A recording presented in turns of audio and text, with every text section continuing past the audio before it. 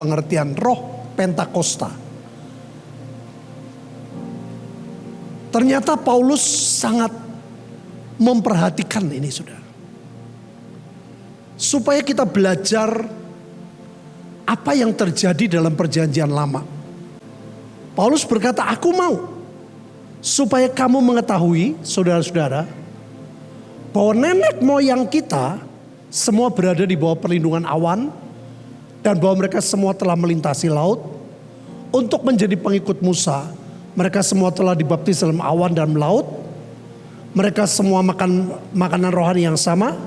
Mereka semua minum minuman rohani yang sama. Sebab mereka minum dari batu karang rohani yang mengikuti mereka. Dan batu karang itu siapa Bapak Ibu? Kristus. Di perjanjian lama, kalau Allah berbicara, ternyata Tuhan Yesus. Dari awal Bapa, Putra, dan Roh Kudus menjadi satu. Tuhan itu firman. Baru jadi manusia 2000 tahun yang lalu jadi Yesus. Sebelum jadi manusia, batu karang itu adalah Kristus. Yang menuntun bangsa Israel. Yang mengajar, mendidik bangsa Israel.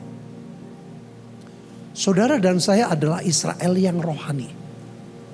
Maka kita perlu belajar apa yang Tuhan kerjakan di perjanjian lama.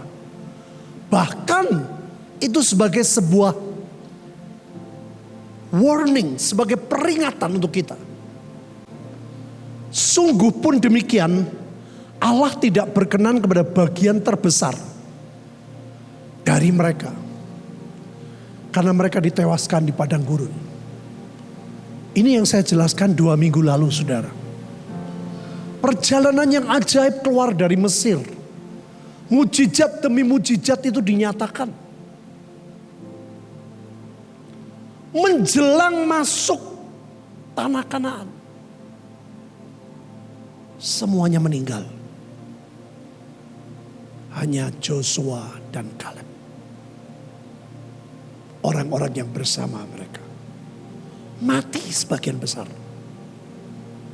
Ini ironis sekali, saudara. Paulus bilang, perhatikan. Ini 1 Korintus loh, perjanjian baru. Semuanya ini telah terjadi sebagai contoh bagi kita. Untuk memperingatkan kita, supaya jangan kita menginginkan hal-hal yang jahat seperti mereka buat.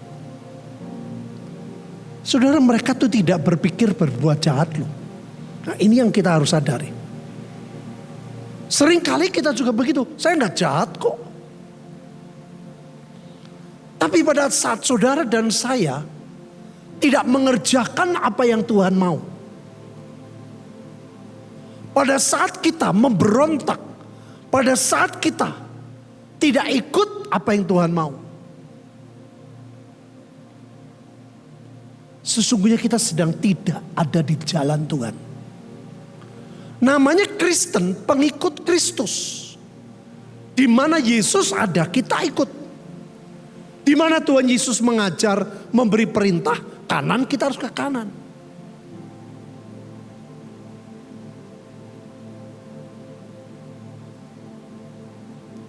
Semuanya terjadi sebagai contoh bagi kita. Jadi kenapa kita belajar perjanjian lama ini, saudara? Kalau tidak, ada banyak hal yang kita tidak sadari. Kita sedang tidak sejalan dengan Tuhan. Supaya jangan kita menjadi penyembah berhala. Sama seperti beberapa orang mereka seperti ada tertulis, maka duduk dalam bangsa itu, makan minum kemudian bangun. Saudara, siapa yang sadar kalau mereka berbuat menyembah berhala? Yang melakukan tuh Harun loh Bapak Ibu. Harun itu imam loh. Makanya semua perlu pengertian. Jangan kita melakukan percabulan. Seperti dilakukan oleh beberapa orang dari mereka. Sehingga pada satu hari telah tewas 23.000 orang. Mengerikan.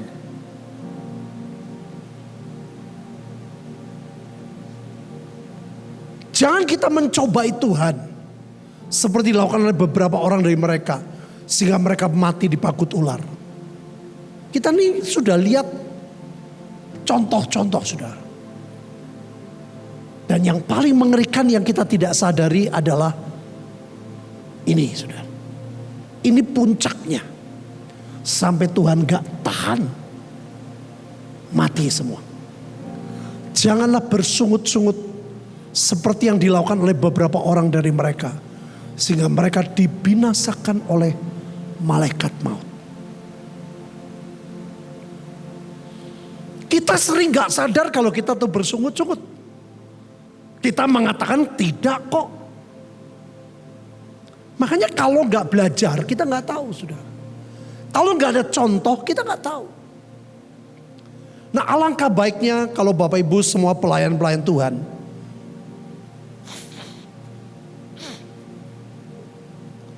Pasti kita punya pengalaman. Ya, contoh seperti saya pengalaman mengampuni ayah saya. Itu kalau saya cerita kepada anak bungsu, saudara. Mereka, kok bisa? Kok bisa? Karena basicnya mereka. Gak mungkin. Makanya begitu ini diceritakan, saudara. Mereka makin kenal, oh Yesus itu seperti itu. Saudara gak cukup cuman kebaktian minggu. Bahkan saudara tidak cukup cuman pelayanan, bayangin Bapak Ibu. Tapi betul-betul jadi jawaban. Ini yang membuat saudara ini paling bahaya nih, puncaknya di sini. Sampai Tuhan gak tahan. Ya, ini tetap perjanjian baru Bapak Ibu.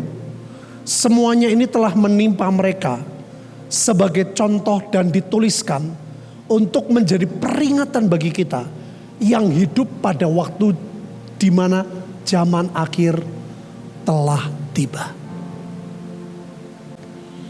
Saudara, ke Israel tuh makin sulit loh.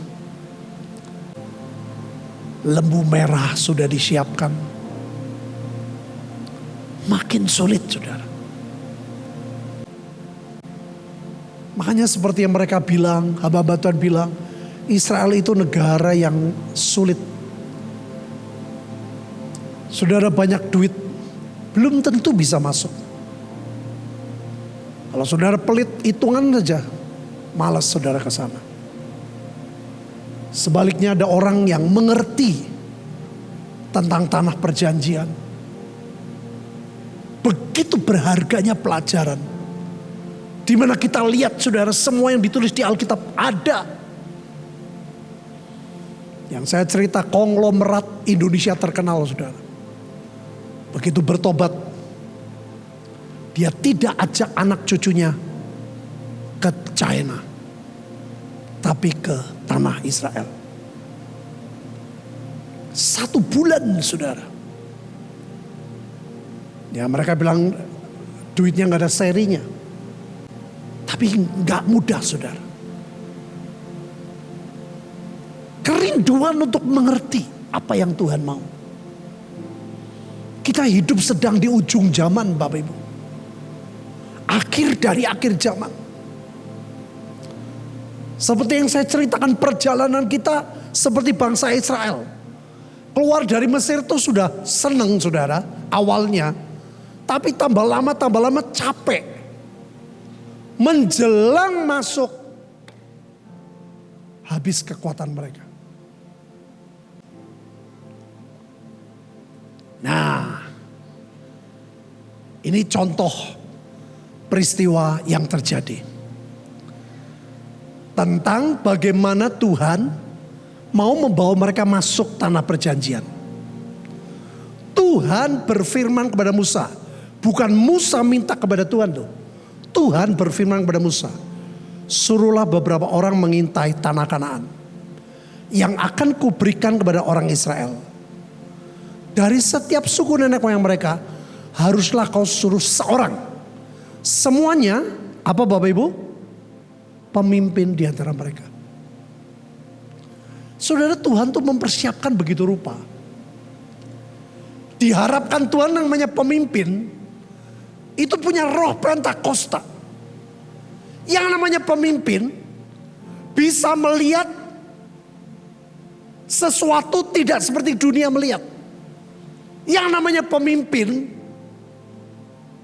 punya mata iman. Dan Tuhan suruh pilih satu orang dari setiap suku, 12 saudara.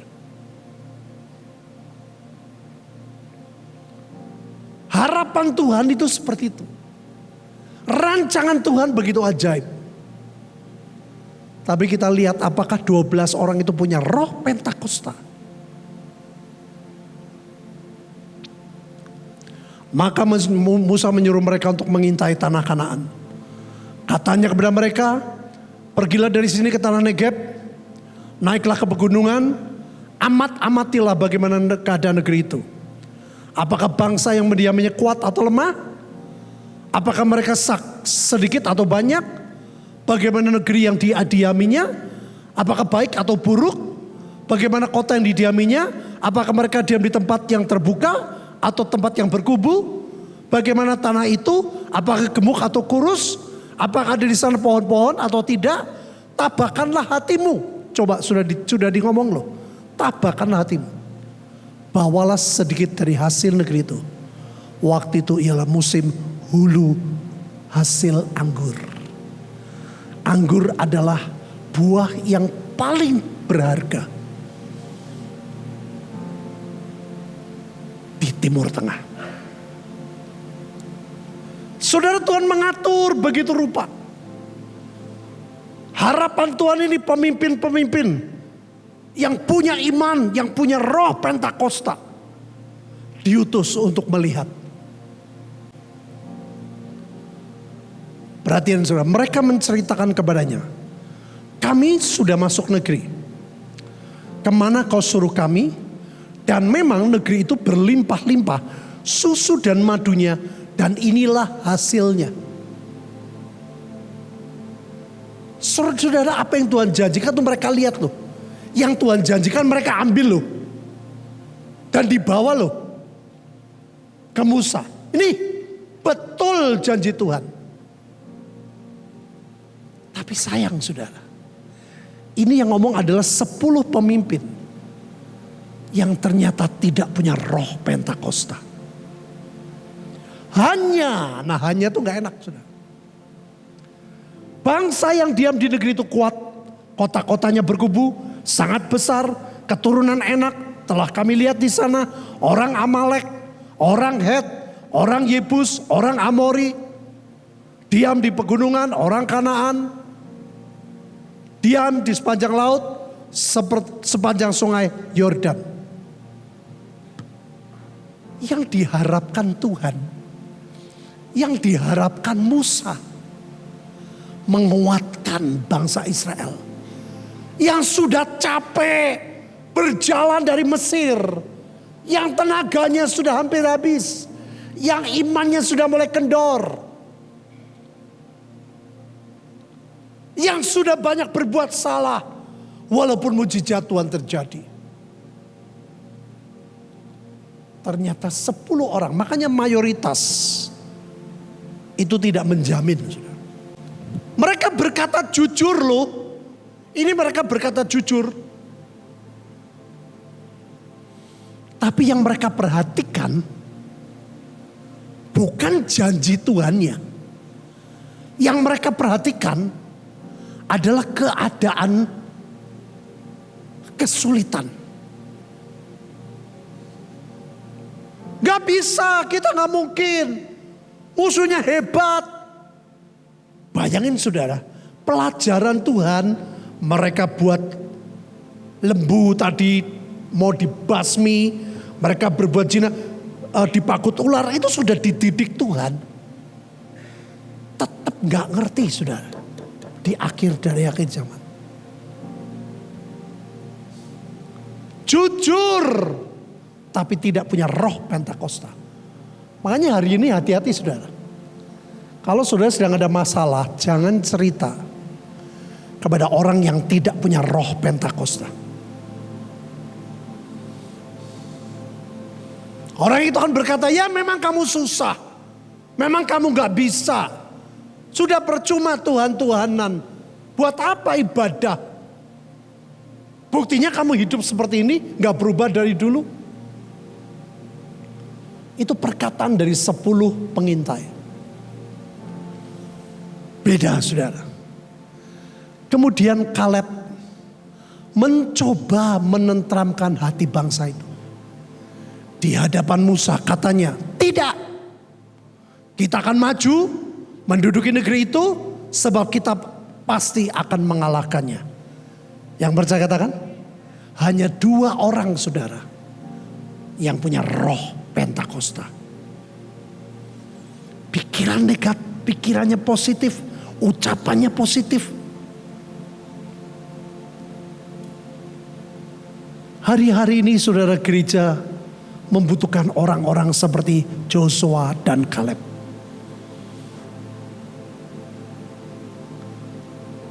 Yang tidak percaya fakta yang jelek, tapi percaya janji Tuhan. Wong Tuhan yang janji kok. Tuhan yang janji kok. Suruh masuk kok. Tuhan yang janji kok. Suruh lihat. Susu madunya betul enggak? Berlimpah enggak? Bayangin Bapak Ibu. Betapa menyedihkan hati Tuhan. Ini gerutu demi gerutu. Melemahkan Tuhan. Melemahkan bangsa Israel. Hanya minoritas. Tetapi orang-orang yang pergi ke sana bersama dengan dia berkata, kita tidak dapat maju. Lihat saudara, pertentangan loh. Dalam hidup kita juga begitu. Ada roh Tuhan yang lebih besar yang berkata, Tuhan pasti tolong. Ada suara lain berkata, percuma. Kamu gak ada harapan. Kita tidak dapat maju menyerang bangsa itu. Karena mereka lebih kuat dari kita. Jadi yang mereka tuh mengerikan saudara. Punya Tuhan, pemimpin tapi gak punya roh Pentakosta. Yang dilihat dirinya, gak lihat Tuhan yang hebat. Juga mereka menyampaikan kepada orang Israel kabar busuk, bayangin. Tentang negeri yang diintai mereka dengan berkata, negeri yang telah kami lalui untuk diintai adalah negeri yang memakan penduduknya. Semua orang kami lihat di sana orang-orang yang tinggi-tinggi perawakannya. Kami lihat orang raksasa, orang enak, orang raksasa. Kami lihat diri kami seperti belalang. Tuhan tidak dilibatkan sama sekali di ucapannya. Padahal mereka disuruh masuk. Suruh melihat, suruh mencicipi, suruh mengambil. Saudara kita sudah mencicipi kebaikan Tuhan yang sangat ajaib dalam hidup setiap kita. Yang percaya katakan, itu hilang semua saudara.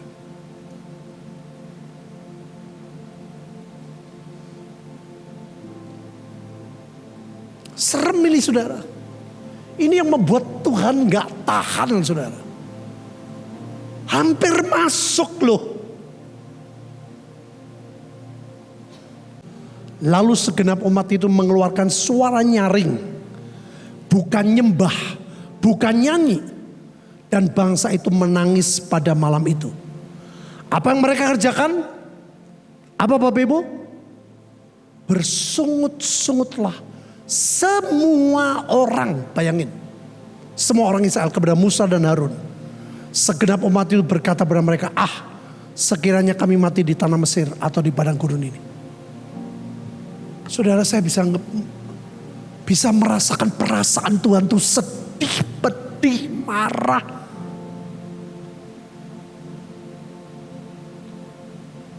Sudah dibuktikan. Janjinya suruh nyicipi. Suruh lihat, suruh ambil. Hanya orang-orang yang tidak punya roh Pentakosta. Makanya hati-hati sudah. Dengar firman Tuhan pun demikian, sungguh.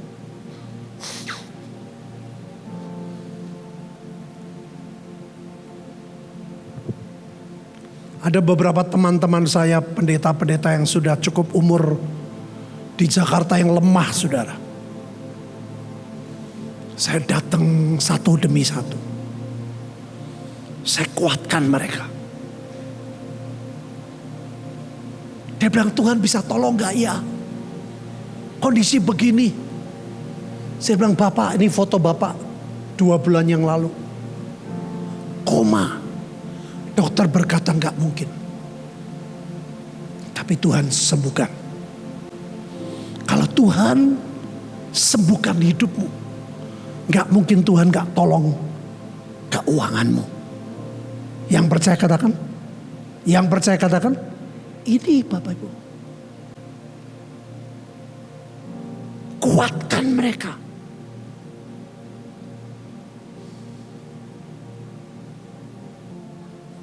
Butuh dikuatkan. Di tengah keadaan. Tetap cinta pekerjaan. Cinta Indonesia. Cinta Tuhan.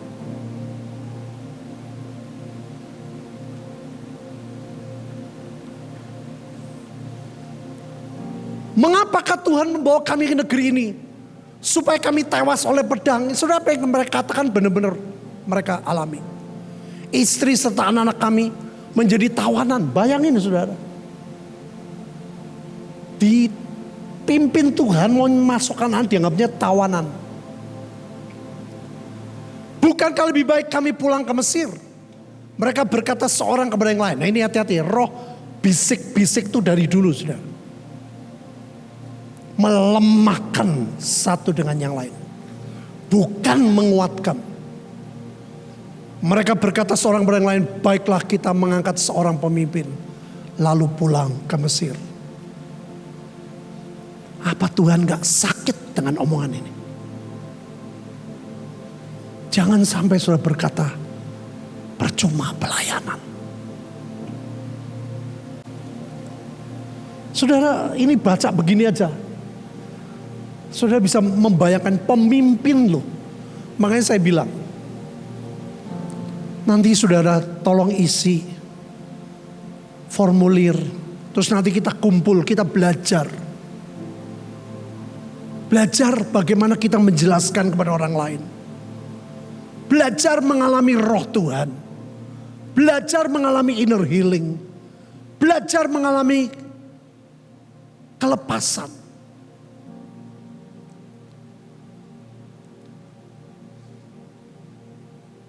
Ini di luar sana loh saudara. Anak bungsu itu sangat banyak. Mereka sedang begini. Makanya teman saya bilang, Pak tolong Pak. Sediakan waktu untuk saya Pak. Tolong Pak. Ke kota ini, ke kota ini, ke kota ini, ke kota ini. Tolong Pak, ini urgensi. Karena dari pihak mereka juga lagi menarik lagi. Sudah percaya, buat apa Yesus-Yesusan? Sudahlah, mana? Beda banget saudara. Musa dan Harun sujud. Di depan mata seluruh jemaah Israel berkumpul di situ. Tetapi Joshua bin Nun dan Kaleb, sekali lagi saudara. Yang termasuk orang-orang yang telah mengintai negeri itu.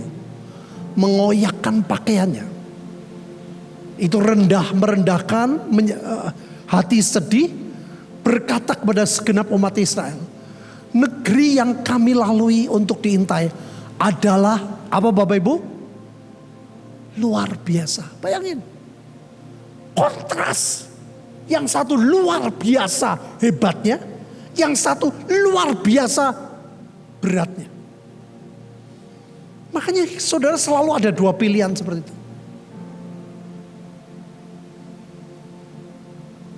Kalau engkau punya roh Pentakosta, engkau harus seperti Joshua dan Kaleb. Nah ini hanyanya beda, hanyanya positif. Janganlah memberontak kepada Tuhan. Joshua Kaleb, jangan berontak. Jangan takut kepada bangsa itu.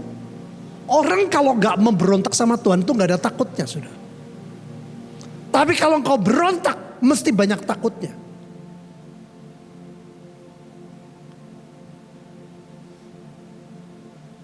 Saudara, luar biasa loh. Jawab, kita coba baca kalimat pendek ini. 2, 3. Sebab mereka akan kita telan habis. Bahasa Ibrani ini tak utal. Ini omongan kasar, omongannya kesannya sombong, tapi Tuhan suka.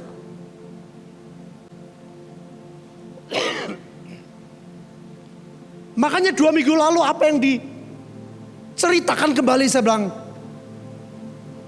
Nino, kamu minggu sore belum cerita. Cerita apa adanya, jangan dikurangi, jangan dilebih. Sudah dia cerita, dia nikah by accident. Itu sudah menyusahkan hidupnya. Dan karena istrinya sudah hamil, mau tidak mau dia mengambil sebagai istri. Itu suatu keadaan yang sulit, yang tidak mudah. Berjalannya waktu, ekonominya makin sulit. Dia punya pikiran Tuhan tidak mengampuni. Bayangin saudara. Harusnya itu yang kita perhatikan. Jangan ujungnya tok. Dulu dia bilang sama istrinya, besok makan apa ya? Kalau token listrik bunyi, mereka sudah bingung.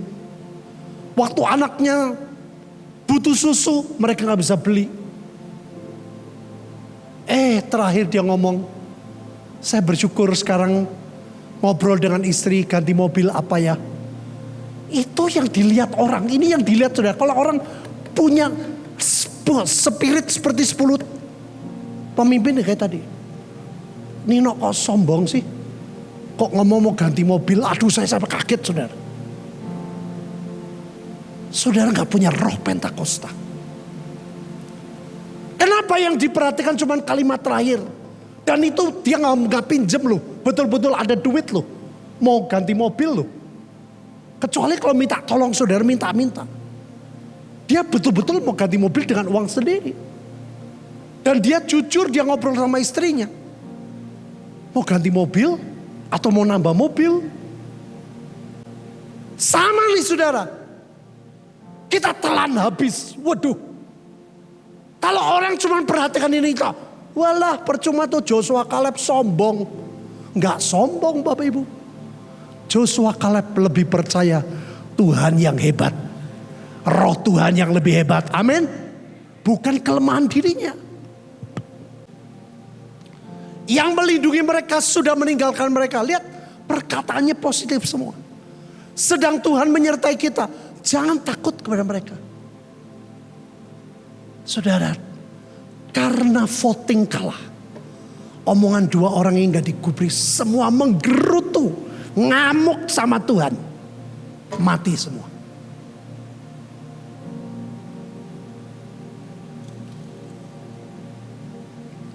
Lalu segenap umat itu mengancam.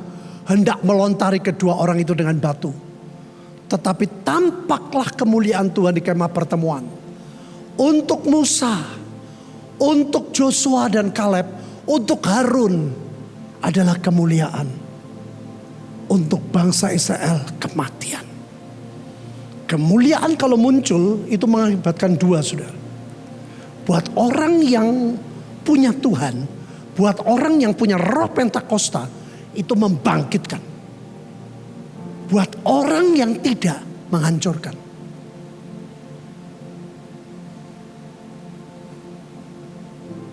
Kemuliaan Tuhan kayak gitu.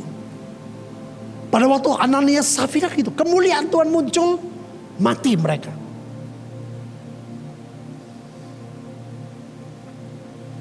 Makanya saudara, ya jangan perhatiin ininya tok.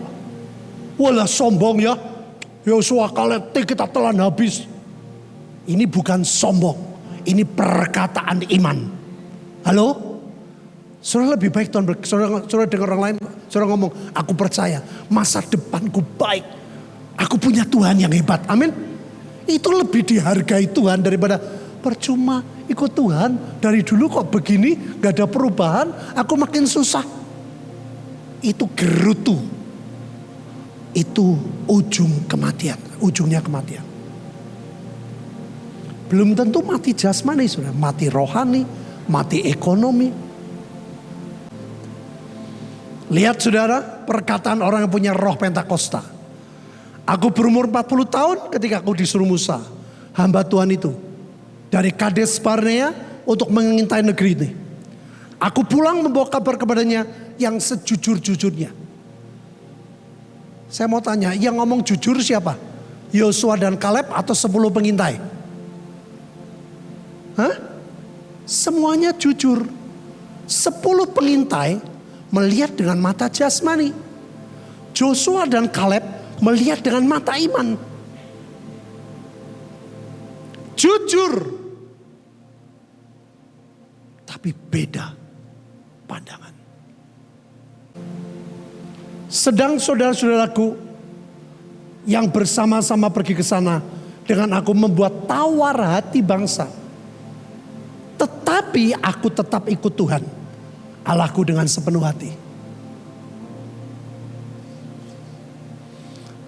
Jangan hidup karena dunia, hidup karena firman Tuhan. Saudara dengar khotbah juga hati-hati loh, sungguh. Khotbah tuh gampang Bapak Ibu.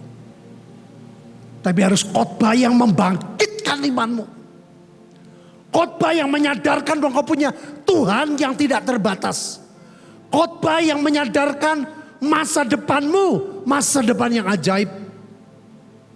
Khotbah yang membuat kita percaya pengangkatan itu ada. Khotbah yang membuat kita percaya sorga itu ada. Yang percaya katakan, itu saudara. Orang cuma membicarakan perpuluhan. Saudara, yang kecil saja kalau kita gak setia, gak mungkin yang besar. Perpuluhan itu mengembalikan milik Tuhan, belum memberi persembahan. Nah kalau saudara gak setia dalam perkara kecil, solid saudara, Tuhan janji loh, kekayaan bangsa-bangsa akan diberikan. Nah setan sedang jahat. Bagaimana caranya saudara terikat dengan duit? Bagaimana saudara tidak melakukan hal keuangan? Anak perempuan datang kita gendong. Yang setuju katakan? Kita harus percaya anak laki-laki pasti Tuhan kirim dengan membawa emas dan peraknya. Yang percaya? Itu saudara. Dari awal khotbah loh. Tuhan sudah ngeri. Gereja tuh hati-hati dengan duit mamon. Yang menghambat, yang menjauhkan, gravitasinya sangat kuat adalah uang.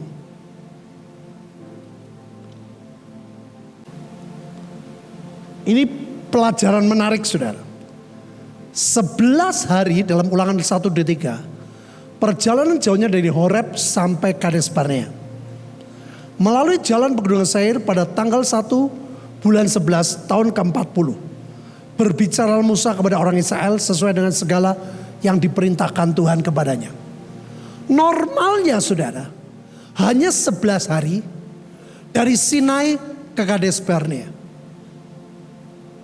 Kenyataannya 40 tahun. Mereka berputar-putar. Tinggal 11 hari loh Bapak Ibu. Sampai tanah perjanjian. Nah ini menarik.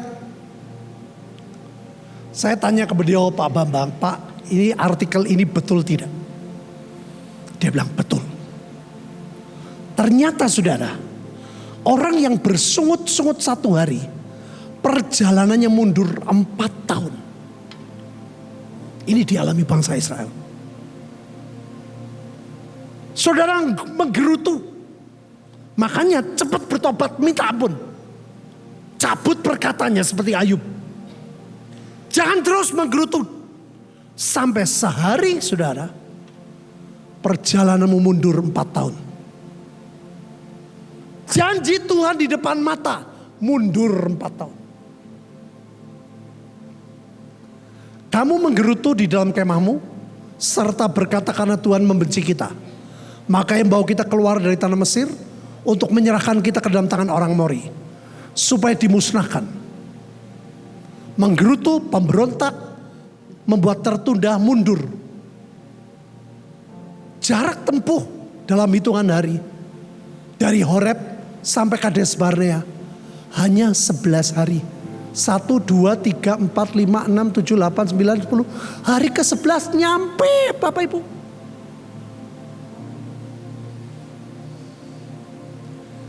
Tapi mereka bermilih bersungut-sungut. Tuhan punya perhitungan, setan akan menuntut mereka. Perjalanan mundur 4 tahun. Mundur.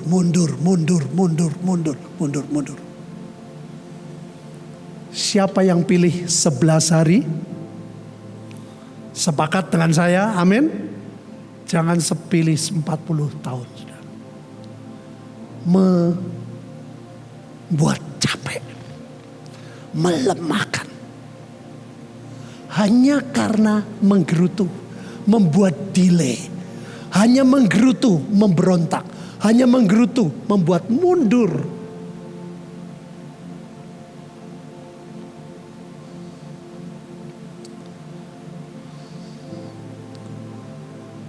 Makanya saudara dengar kesaksian dari Nino.